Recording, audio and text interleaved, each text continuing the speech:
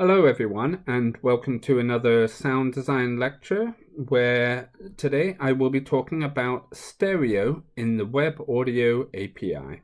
So in previous lectures we've gone over the theory of stereo sound, and now we're going to talk a little bit about one particular implementation. So fairly short lecture starting now.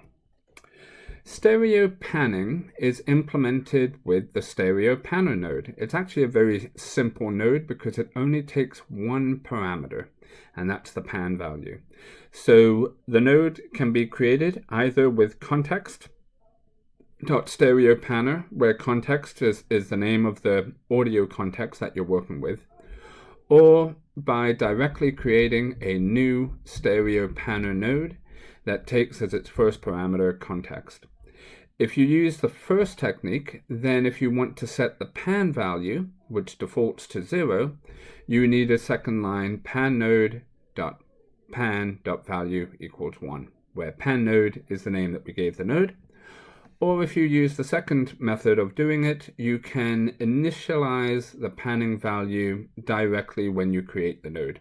That's what's done here with the braces pan is set to 1. What this does is it takes a sound ordinarily positioned equally between left and right speakers, but it could be a stereo sound that's already positioned, and based on the pan setting of the stereo panner node, it moves it towards the left speaker or moves it towards the right speaker. The input for one of these nodes is always assumed to be one or two channels. If it's more than two channels, it will be automatically downmixed to two channels, and then the stereo panning is performed.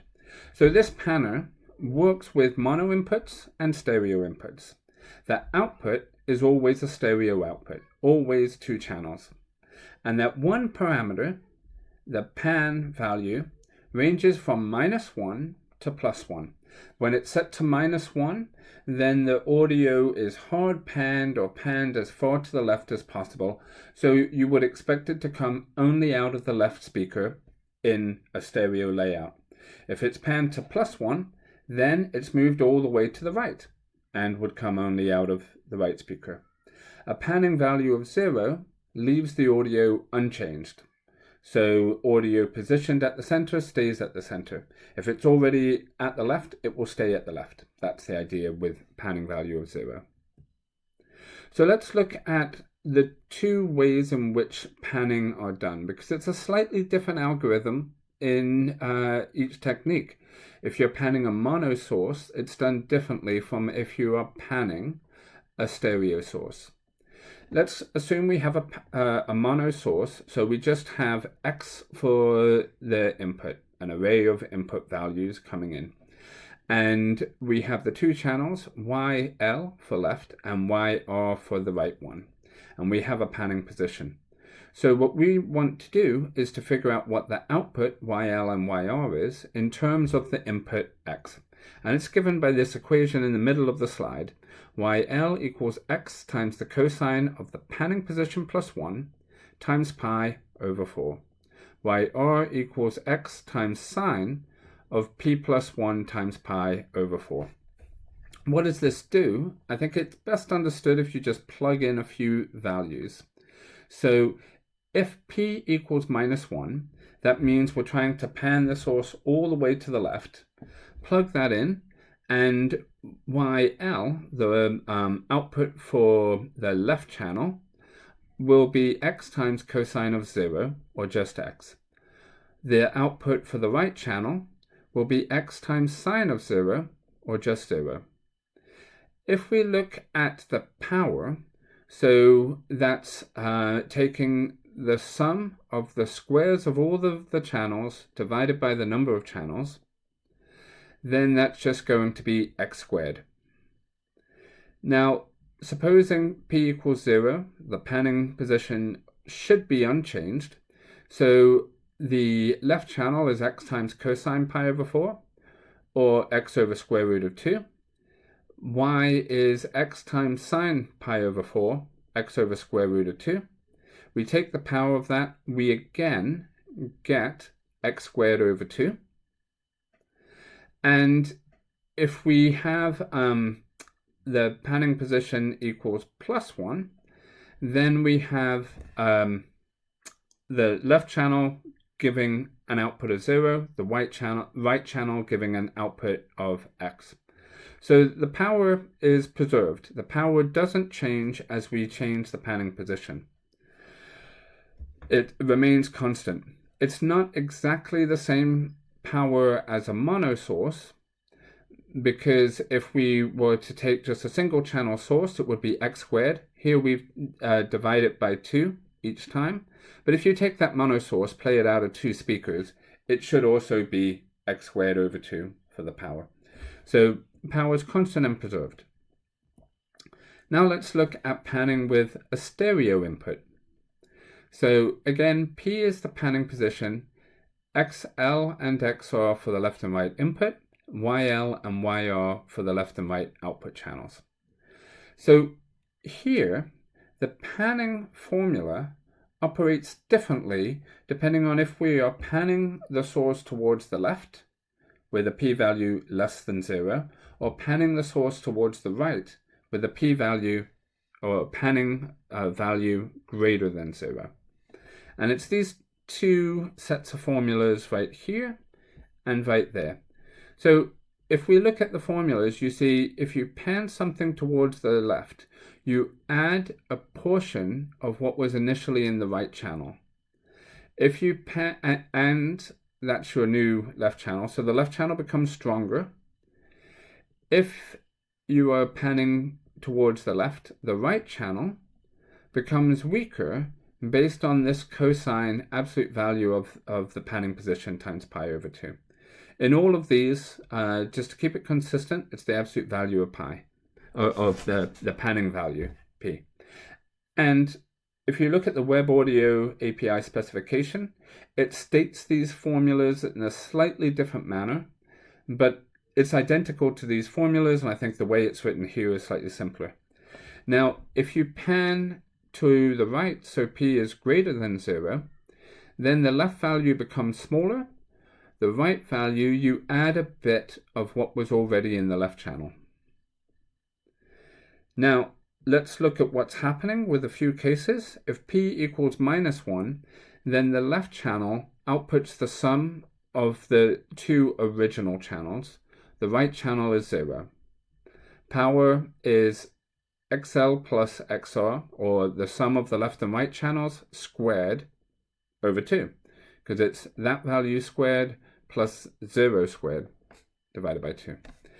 If you look at p equals 0, then your left channel stays the same, your right channel stays the same.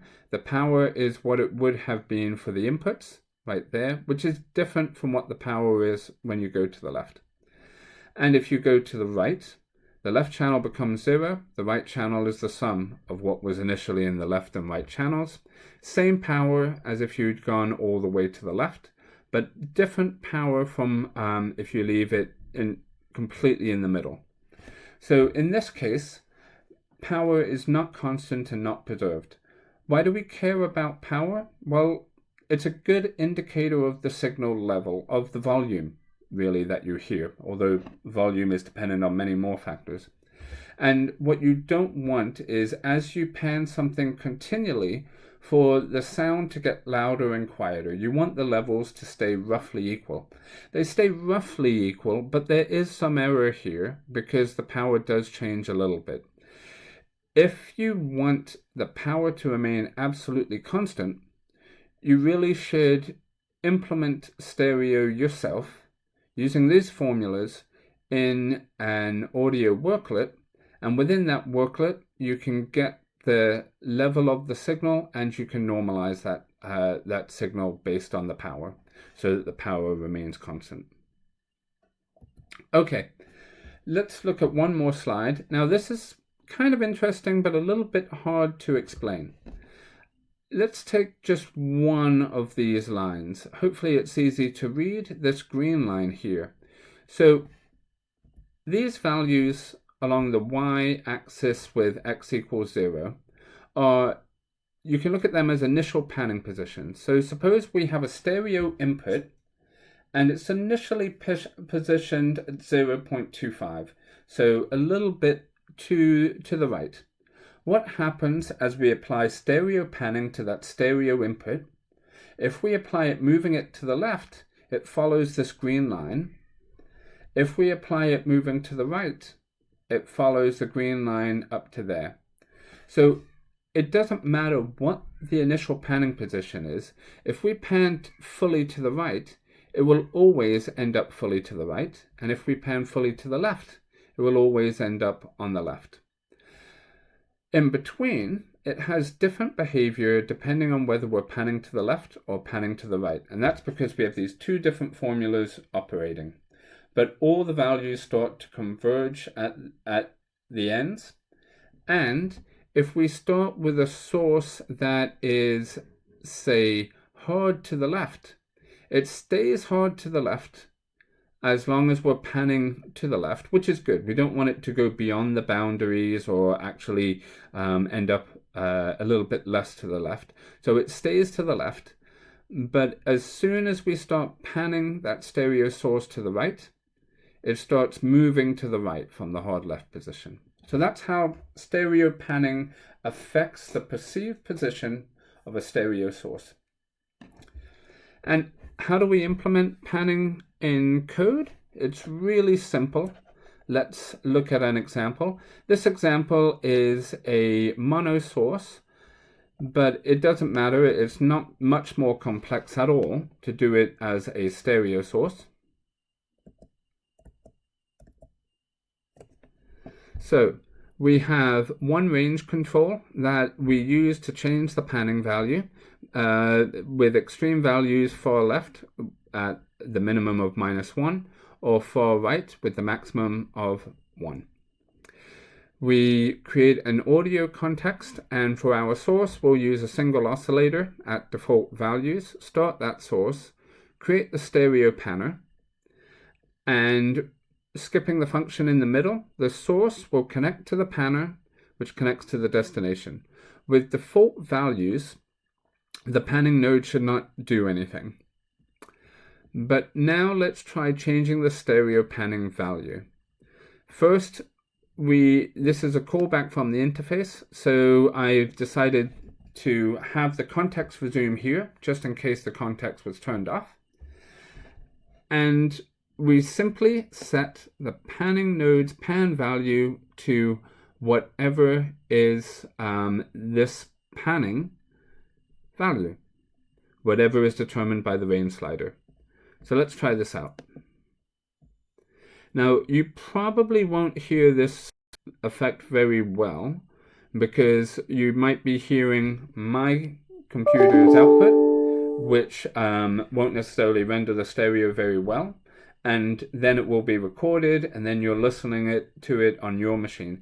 So I recommend for you to do this, listen ideally over headphones or with two loudspeakers placed far enough apart, roughly equidistant from you, so maybe a meter from you, and at roughly 45 or 30 degree angles from the center going out from you.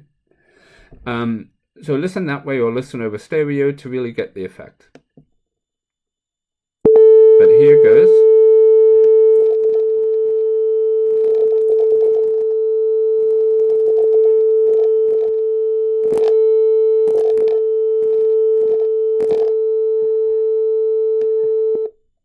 And you should have heard a little bit of change, at least as the source moves from left to right. You may hear a little volume difference, but it shouldn't be significant. And that's stereo panning. The implementation I showed just then was only from a mono source to a stereo source, but it's the same idea with a stereo source. You just need to make sure the source that you're working with is stereo, but then you run the stereo panner in the same way. If you want to play around with stereo sources, what you can do is take a mono source, use a stereo panner to turn that into a stereo source at a given position, and then apply stereo panning to move the perceived position of that stereo source. If there is time in a later lecture, I will talk about a stereo enhancer or a stereo widener. That's not built into the Web Audio API, but it's just a few lines of code to implement it. So that's all for today. Thank you very much. As always, if you have questions, please get in touch. Bye for now.